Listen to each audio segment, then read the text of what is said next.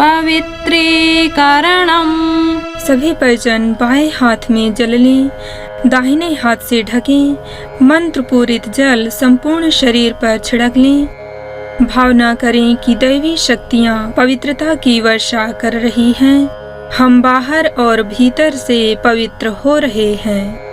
ॐ अपवित्रः पवित्रो वा सर्वावस्थाङ्गतोऽपि वा यः स्मरेत् पुण्डरीकाक्षं स बाह्याभ्यन्तरः शुचिः। ॐ पुनातु पुण्डरीकाक्षः, पुनातु पुण्डरीकाक्षः, पुनातु।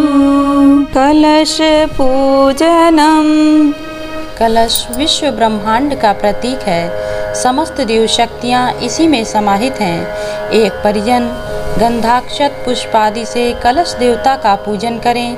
शेष सभी परिजन अपनी अपनी भावनाएं समर्पित करें। ॐ तत्त्वायामि ब्रह्मणा वन्दमानः तदा शास्ते यजमानो हविर्भिः अहेडमानो वरुणेह बोध्युरुषग्वं समान आयुः प्रमोषीः। ॐ मनोज्योतिर्जुषतां माध्यस्य बृहस्पतिर्यज्ञमिमं तनोत्वरिष्टं यज्ञग्वं समिमं दधातु विश्वे देवास इहमादयन्ताम्। ॐ प्रतिष्ठ। ॐ वरुणाय नमः। आवाहयामि स्थापयामि ध्यायामि।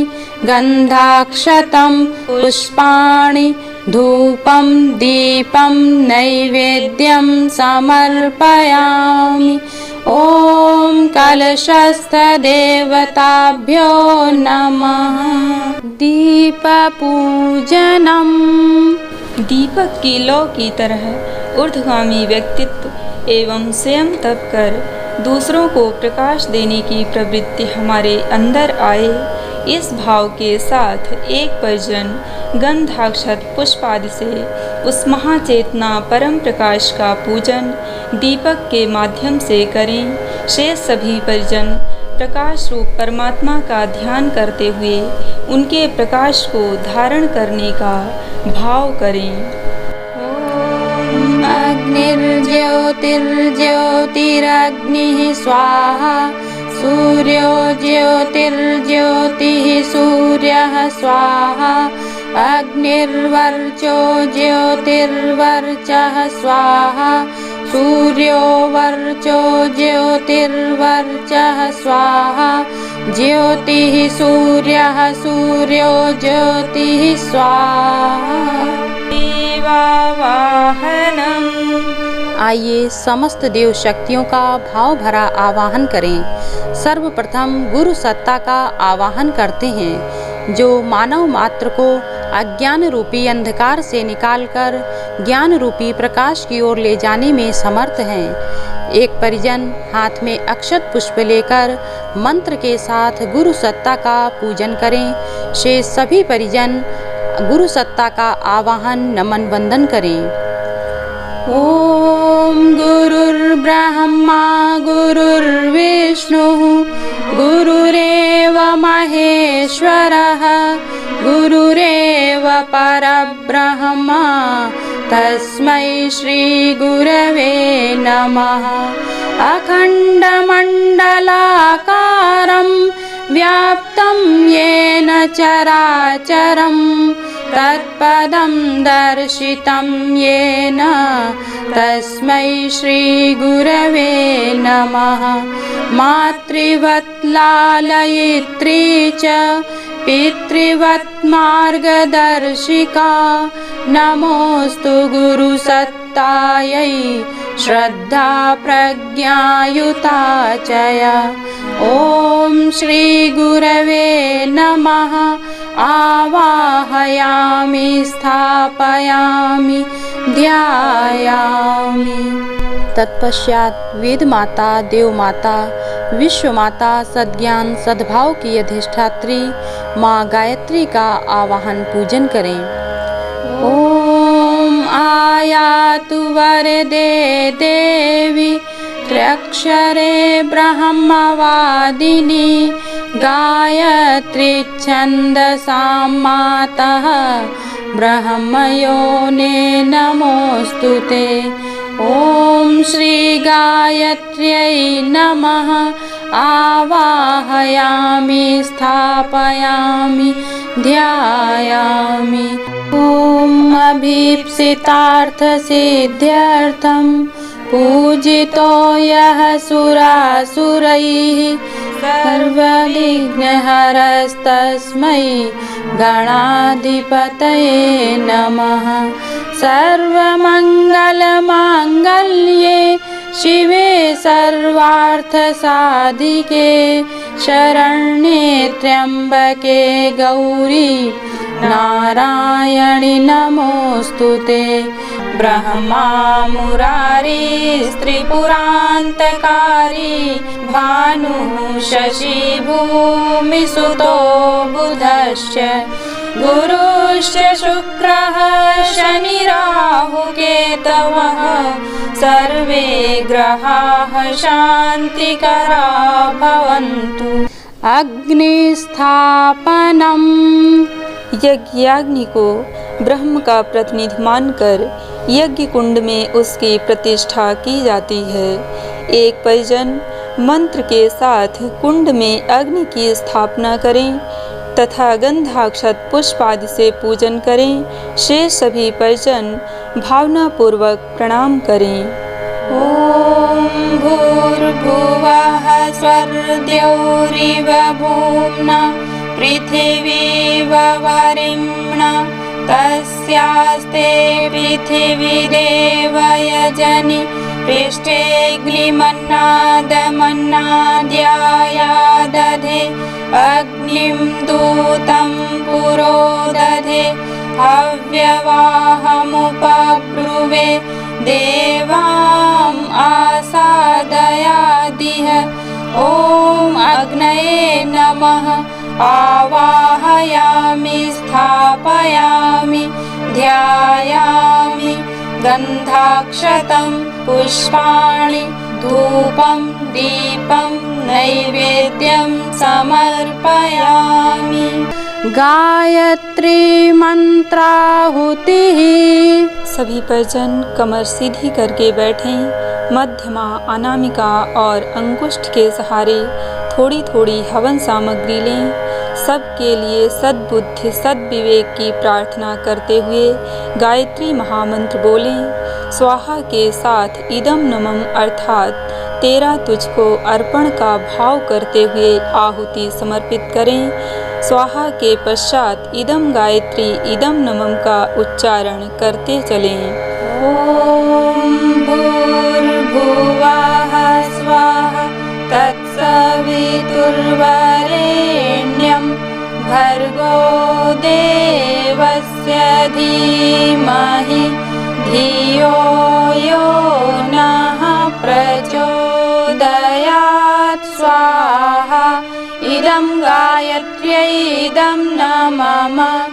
ओम भूर्भुवः स्वाहा तत्सवितुर्वरेण्यं भर्गो देवस्य धीमहि धियो यो नः प्रचोदयात्।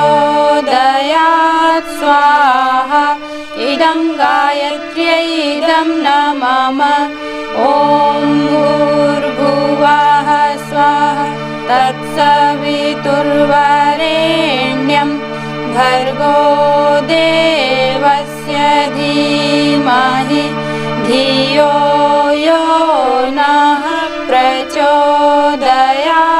स्वाहा इदं गायत्र्यै इदं नमः। ओम भूर्भुवः स्वाहा तत्सवितुर्वरेण्यं भर्गो देवस्य तस्य धीमहि धियो यो नः प्रचोदयात् स्वाहा इदं गायत्र्यै इदं न मम महामृत्युंजय मंत्राहुतिः विश्व कल्याण तथा सबके लिए उज्जवल भविष्य की कामना करते हुए विशेष आहुतियाँ यज्ञ भगवान को समर्पित करें। ॐ त्र्यम्बकं यजामहे सुगन्धिं पुष्टिवर्धनम् उर्वारुकमिव बन्धनान् मृत्योर्मुक्षीयमामृतात् स्वाहा इदं महामृत्युञ्जयाय इदं न मम ॐ त्र्यम्बकं यजामहे सुगन्धिं पुष्टिवर्धनम् उर्वारुकमिव बन्धनान् मृत्योर्मुक्षीयमामृतात् स्वाहा इदं महामृत्युञ्जयाय इदं न मम ॐ त्र्यम्बकं यजामहे सुगन्धिं पुष्टिवर्धनम् उर्वारुकमिव बन्धनान् मृत्योर्मुक्षीयमामृतात् स्वाहा इदं महामृत्युञ्जयाय इदं न मम पूर्णाहुतिः मनुष्य की गरिमा इस बात में है कि जो श्रेष्ठ संकल्प ले उसे पूर्णता तक पहुँचाए। पूर्णाहुति के लिए सभी परिजन खड़े हो जाएं। एक परिजन सुरुचि पात्र में सुपारी अथवा नारियल का गोला लें। शेष सभी परिजन थोड़ी थोड़ी हवन सामग्री लेकर स्वाहा के साथ अपनी पूर्णाहुति यज्ञ भगवान को समर्पित करें। सभी परिजन भावना करें कि हमारा जीवन पूर्णता की ओर अग्रसर हो रहा है। ॐ पूर्णमदः पूर्णमिदं पूर्णात् पूर्णमुदच्यते पूर्णस्य पूर्णमादाय पूर्णमेवावशिष्यते ॐ पूर्णादर्विपरापत सुपूर्णा पुनरापत वस्नेव विक्रीणावः इशमूर्जग्वंशतक्रतो स्वाहा ॐ सर्वं वै पूर्णग्वं स्वाहा ॐ सर्वं वै पूर्णग्वं स्वाहा ॐ सर्वं वै पूर्णग्वं स्वाहा नीराजनम आरती। एक परिजन आरती में रखे दीपक को प्रज्वलित कर 3 बार जल घुमा लें। आरती उतारने का तात्पर्य है यज्ञ भगवान का सम्मान, परमार्थ परायणता का ज्ञान प्रकाश दसों दिशाओं में फैले। इसी भावना के साथ देव प्रतिमाओं तथा यज्ञ भगवान की आरती उतारें। आरती के पश्चात पुनः 3 बार जल घुमाकर सभी परिजनों तक आरती पहुंचा दें। सभी परिजन हाथ जोड़कर भावना पूर्वक आरती संपन्न करें। ॐ यं ब्रह्म वेदान्तविदो वदन्ति परं प्रधानं पुरुषं तथान्ये विश्वोद्गतेः कारणमीश्वरं वा तस्मै नमो विघ्नविनाशनाय। ॐ यं ब्रह्मा वरुणेन्द्ररुद्रमरुतः स्तुन्वन्ति दिव्यैः स्तवैः वेदैः साङ्गपदक्रमोपनिषदैः गायन्ति यं सामगाः ध्यानावस्थिततद्गतेन मनसा पश्यन्ति यं योगिनो यस्यान्तं न विदुः सुरासुरगणाः देवाय तस्मै नमः देवाय तस्मै नमः। शुभ कामना। प्राणी मात्र के कल्याण की कामना करते हुए सभी परिजन दोनों हाथों को फैलाकर यज्ञ भगवान से शुभ कामना करें। ॐ स्वस्ति प्रजाभ्यः परिपालयन्तां न्यायेन मार्गेण महीं महिषाः गोब्राह्मणेभ्यः शुभमस्तु नित्यं लोकाः समस्ताः सुखिनो भवन्तु सर्वे भवन्तु सुखिनः सर्वे सन्तु निरामयाः सर्वे भद्राणि पश्यन्तु मा कश्चित् दुःखमाप्नुयात् श्रद्धां मेधां यशः प्रज्ञां विद्यां पुष्टिं श्रियं बलं तेजरायुष्यमारोग्यं देहि मे हव्यवाहन देहि मे हव्यवाहन। विसर्जनम्। आवाहित देव शक्तियों को भाव भरी विदाई देते हुए एक परिजन पूजा वेदी पर पुष्प वर्षा करें, एक परिजन यज्ञ कुंड में अक्षत की वर्षा करें। शेष सभी परिजन विसर्जन के साथ हाथ जोड़कर सभी देवताओं से प्रार्थना करें कि ऐसा ही देव अनुग्रह हमें सतत मिलता रहे। ॐ गच्छत्वं भगवन्नग्ने स्वस्थाने कुण्डमध्यतः उत्तमादाय देवेभ्यः शीघ्रं देहि प्रसीद मे। गच्छ गच्छ सुरश्रेष्ठ स्वस्थाने परमेश्वर यत्र ब्रह्मादयो देवाः तत्र गच्छ हुताशन।